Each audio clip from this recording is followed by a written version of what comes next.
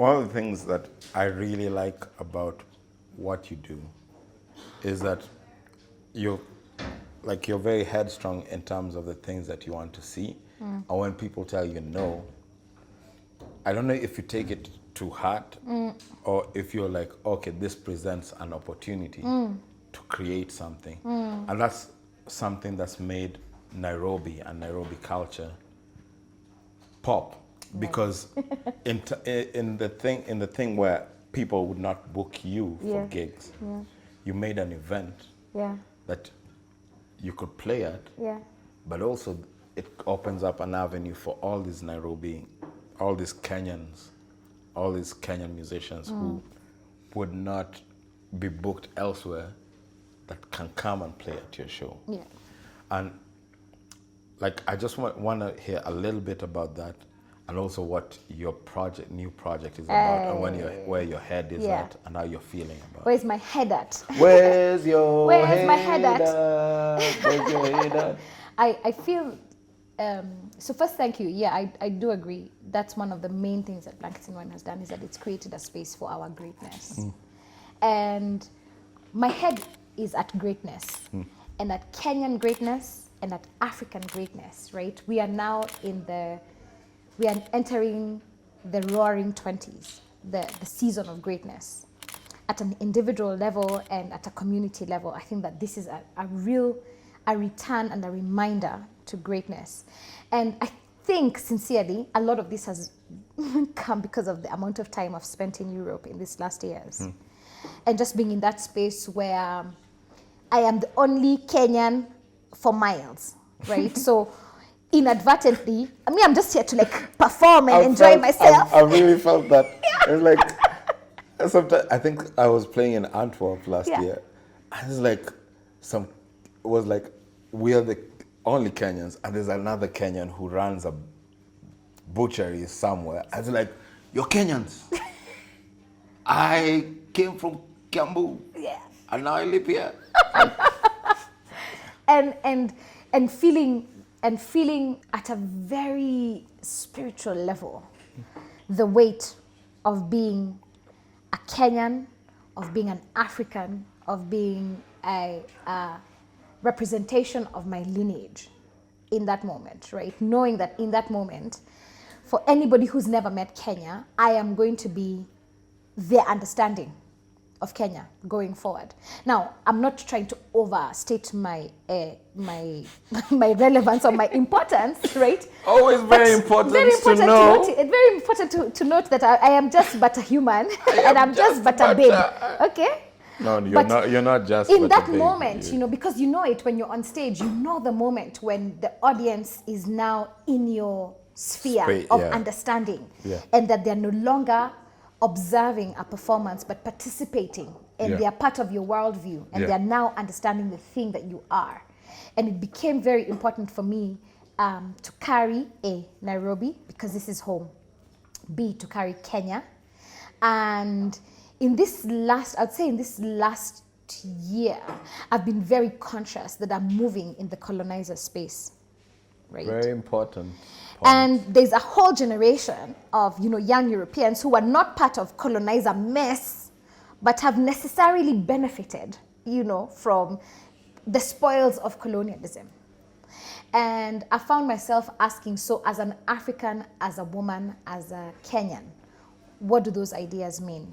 What does it mean when I say I'm representing for Nairobi? When I say Nairobi taking over, right? I belong to a community of creators, of inventors, of entrepreneurs, name it, photographers, videographers, graphic designers, fashion designers, tech entrepreneurs, people who've literally invented a car, right? Manufacturers, industrialists, and saying, okay, these things are happening in Kenya in real time on Kenyan terms, right?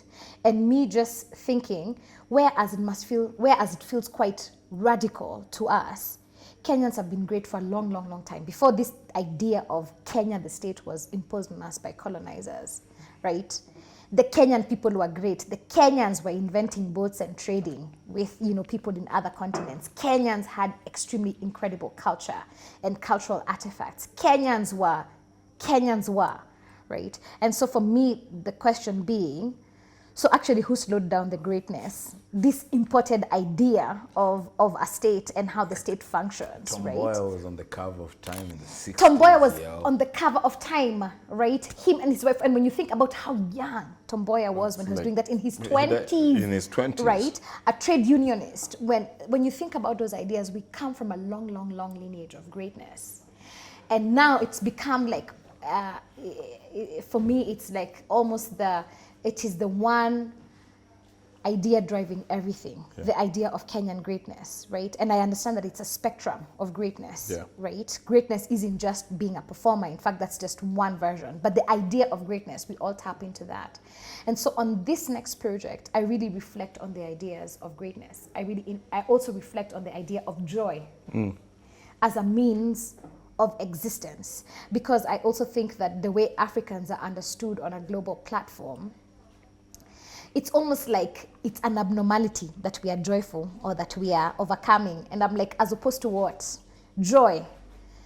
Happiness is a way of being. Joy is actually a way of surviving this neocolonialism bullshit that we've had to live through, right? And for me to be like, I'm a joyful, joyous, dope as fuck African, representing where I'm coming from, right? And I am only a doorway. If you were to use an analogy, I'm John the Baptist. I'm not even Jesus, guys. Like the Jesuses are there, the Blinkies, the Fenas, the Souties, right? The Osborne Masharias, the Mutua Mathekas, the Wanori Kahils. The greatness is by far the things that are, the place where I come from is by far, far, far, far, far greater than this one small thing. But if I can convince you, if I can get you to drink from the water of my well. And like their skill levels were so way high. Like I played in London in 2018, and a bus came through. Like he drove from, I think he lives like maybe 100 kilometers from London, and he came through and performed with me. I was like, man, like one, I love these guys. I love this guy. I love these guys so much. But also thinking that for us who think that there's a lack of support, I can't even imagine how difficult it was for them to have such dope projects. And it's like, I always say this, that sometimes I feel like we're talking to the same 2,000 people in terms of, in a population of 40 million, like I wish the numbers of people who are engaging actively were way more, because now that could like really help tip the scales. It's changing. It is changing. But like that's, for me, that's how I feel. It's maybe someone can say, okay.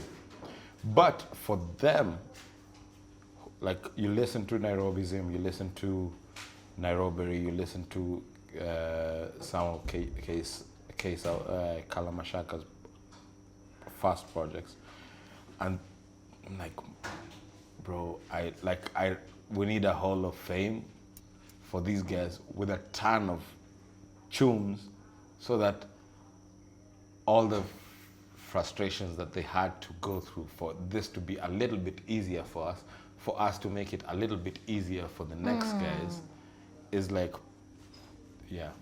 And I want to say that I think that it's on us, right? This is also the blessing of who we are, right? As leaders and as industrialists for the creative industry, right? And as icons and as visionaries. This is literally on us to say, so we will do a Hall of Fame. But more importantly, I think is like this body of work, this incredible artistry that was done by all these artists has to become accessible to a new generation of artists. Because for me, I think a fundamental problem has been that the children do not know their greatness because nobody ever gave it to them, right? Yeah. You have radio stations that don't spend 98% of their time playing the greatness that is Kenya. Exactly. So how do young Kenyans know, that even as Blinky and Muthoni are on tour, we're not the first Kenyans to be on tour, right? The Mushrooms was already on tour in the 70s and in the 80s, right? The things that we are doing are not new. For me, I feel like one of the best pieces of advice I got at the beginning was from a DJ who was actually putting me down, right? And he said to me, Muthoni, singers are a dime a dozen. So what's going to make you special? And I'm so grateful that he said that. You know, in that moment, it felt like, right? But in retrospect, it's like, you're right, singers are a dime a dozen. People who can sing, like purely on a talent basis, like I can think of 50 people easily who 100% deserve to be way farther or to have the same opportunities that I've had. But what that made me do is to step back and think, okay, so singing is one thing that I'm going to do.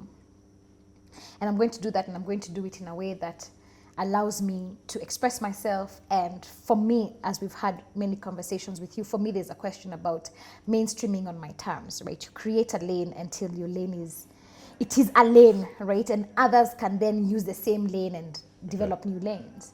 So I just, you know, when I'm just thinking about what you've been saying, right? It really strikes me that we raised ourselves in this industry, right? Just not having these people that we could have access to tell us things. Yeah. So I guess the question I would ask is, what's the best piece of advice that came your way? And what's a thing that you wish somebody had told you? And what's a really valuable piece of advice that we're giving to this, you know, to next? I think no doesn't mean your work. Just no means it's like it's not time yet. Man, that's a good piece of information. That's a good piece of advice. Yeah, it's like the more I think about it, like I struggle with the idea that you're ahead of your time. Completely. Because if you're ahead of your time, but you're living in this time, so is it you that should dumb down? Should you wait for everyone to catch up? Like, what do you do with yourself?